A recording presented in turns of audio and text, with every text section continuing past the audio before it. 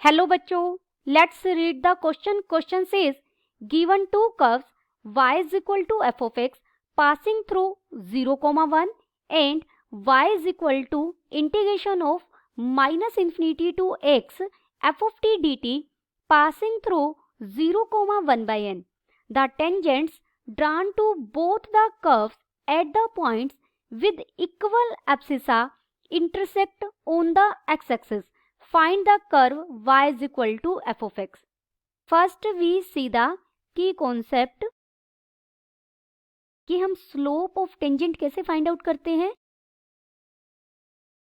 अगर कोई भी कर्व है हमारे पास y is equal to F of X, उसकी स्लोप ऑफ टेंजेंट को हम m से रिप्रेजेंट करें तो m क्या होगा, dy by D X for curve y is equal to F of X के लिए. और इक्वेशन ऑफ टेंजेंट क्या होगी हमारी,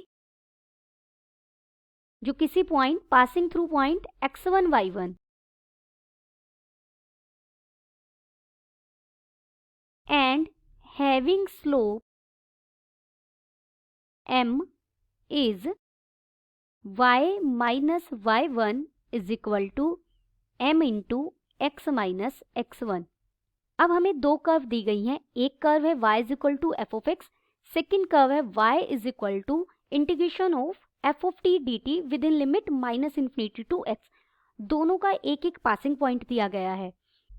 हमें ऐसे पॉइंट से दोनों कर्व के लिए टेंजेंट्स ड्रॉ करनी है जिनके लिए x कोऑर्डिनेट सेम हो. और वो दोनों टेंजेंट कहाँ कट कर रही है, x एक्सिस पर कट कर रही है. x एक्सिस पर कट करने का मतलब क्या है कि जो उन दोनों टेंजेंट्स का इंटरसेक्टिंग पॉइंट आएगा उसका y कोऑर्डिनेट क्या रहेगा, 0. हमें y is equal to F of X find out करना है. देखिए हमने कोई भी दो कर्व ली, अगर इसे हम डायग्राम से समझे, जहां x कोऑर्डिनेट सेम है उन दोनों पॉइंट्स पर हमने टेंजेंट ली है. और ये दोनों टेंजेंट कहाँ इंटरसेक्ट कर रही हैं, x एक्सिस पर. गिवन टू कर्व्स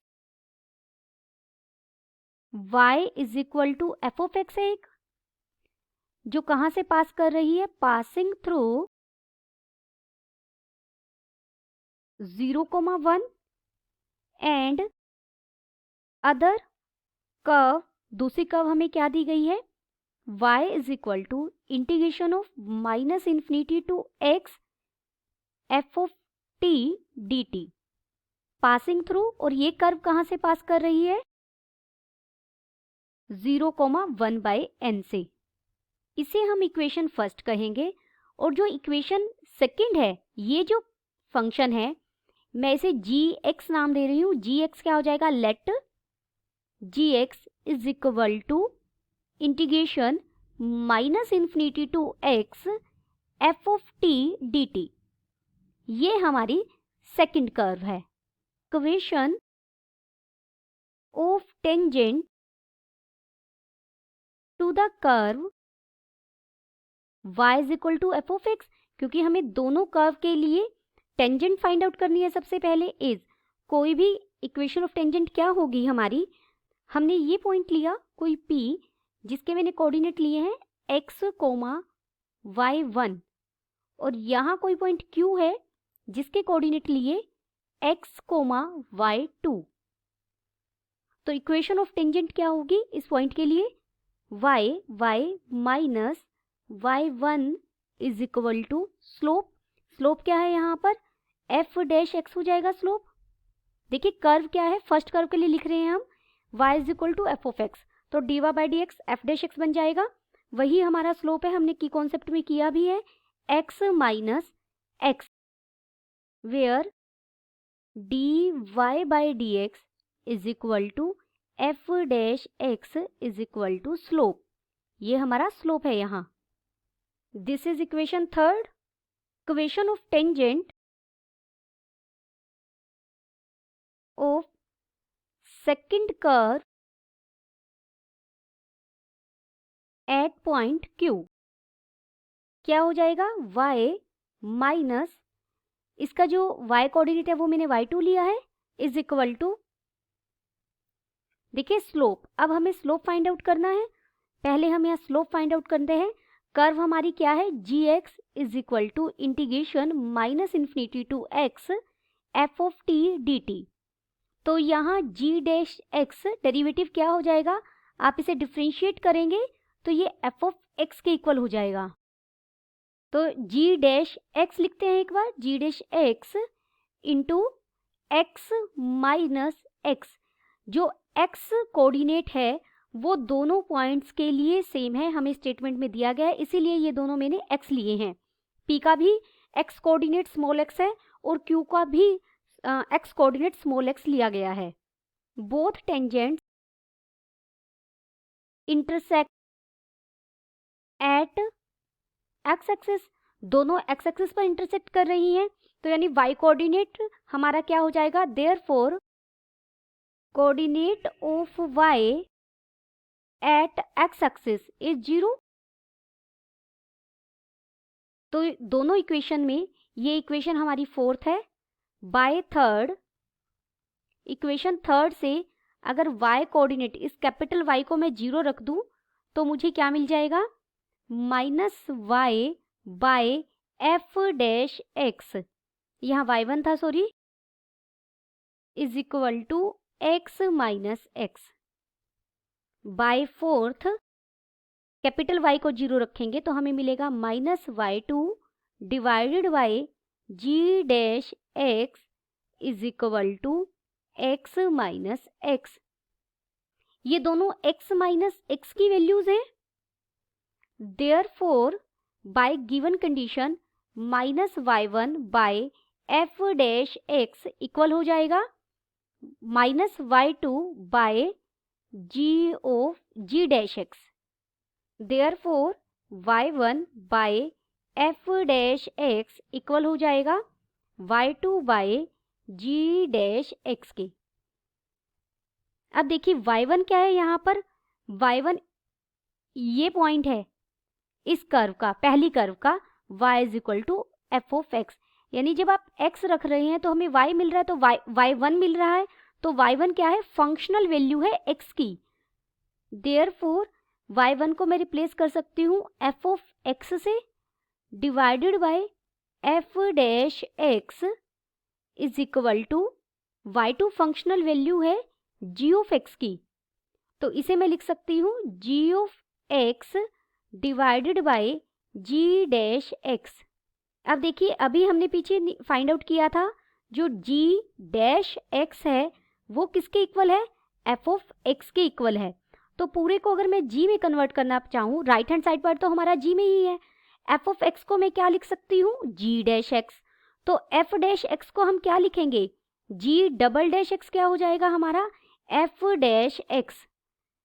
तो मैंने f ऑफ x को लिखा लेफ्ट हैंड साइड में जो था g dash x divided by g double dash x is equal to g of x by g dash x। अब हम इन दोनों की पोजीशन चेंज कर दें तो ये बन जाएगा g dash x divided by ji x is equal to g double dash x divided by g dash x।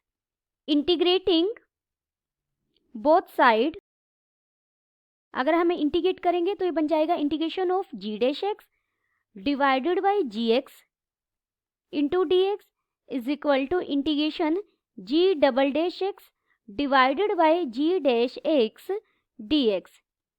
जब भी आप इंटीग्रेशन, देखिए यहाँ इंटीग्रेशन का सीधा फॉर्मूला यूज हो जाएगा, कोई फंक्शन डिनोमिनेटर में है और उसका डेरिवेटिव ऊपर रखा है न्यूमरेटर में, तो उसका इंटीग्रेशन क्या होता है, सीधा log ऑफ दैट फंक्शन, यानी log ऑफ जी एक्स बन जाएगा is equal to right hand side में बन जाएगा log of g dash x. हमें कांस्टेंट ऐड करना है, वो भी मैं log में ऐड कर रही हूँ, log ऑफ c। तो ये बन जाएगा log of ji x is equal to log of c into G dash X. This implies, यहाँ से हमें मिलेगा G x is equal to c into G dash X. This implies G X divided by, ji X को right में ले जाइए यानी G dash X by ji X कर लीजिए, और ये 1/c को मैं अगेन c1 लिख सकती हूँ। Again integrating both side we get, अगर हम इंटीग्रेट करेंगे तो फिर सेम फॉर्मूला यूज करेंगे, बन जाएगा log gx is equal to C1 हमने कांस्टेंट यूज किया है, C1x मैंने यहाँ ऐड किया, देखिए log gx है, log gx के साथ कांस्टेंट ऐड किया log c, तो ये बन जाएगा log, या C2 लिख लीजिए आप, ये बन जाएगा log gx into C2 is equal to C1x। तो gx यहाँ किसके इक्वल हो जाएगा, e raise to power C1x, और साथ में इसे मैंने C2 को 1/C2 को C2 ही लिख लिया हमने, क्योंकि कांस्टेंट है, सिर्फ कांस्टेंट को रिप्रेजेंट कर रहा है। अगर हम इसे डिफ्रेंशिएट करेंगे, यहाँ से मैं g dash x find out करूँ तो g डैश x क्या हो जाएगा, C2 into C1 e raise to power C1x, C2 into C1 को हम k लिख सकते हैं अगेन, तो ये बन जाएगा k into e raise to power C1x। g dash x हमारा f ऑफ x था, since curve y is equal to f of x passes through 0,1, 0,1 point से पास करती है, तो हम f ऑफ x को क्या रखेंगे 1, और x को क्या रखेंगे हम यहाँ पर 0, तो हमें k की वैल्यू मिल जाएगी, therefore k is equal to 1, and curve gx passes through 0,1/n, therefore अगर gx को हम 1/n रखें, दिस इज इक्वल टू, तो यहाँ से हमें C2 की वैल्यू मिल जाएगी, C2 कितना मिल गया 1/n, therefore C1 क्या मिल जाएगा हमें, देखिए C1 था, यहाँ पर C2 इंटू C1 को मैंने k बोला था,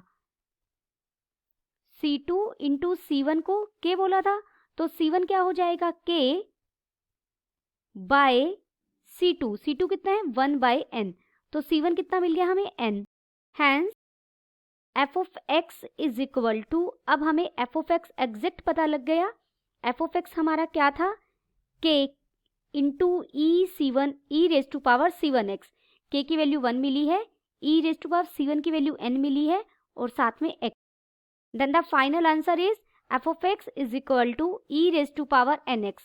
Hope you understood it well. Best of luck.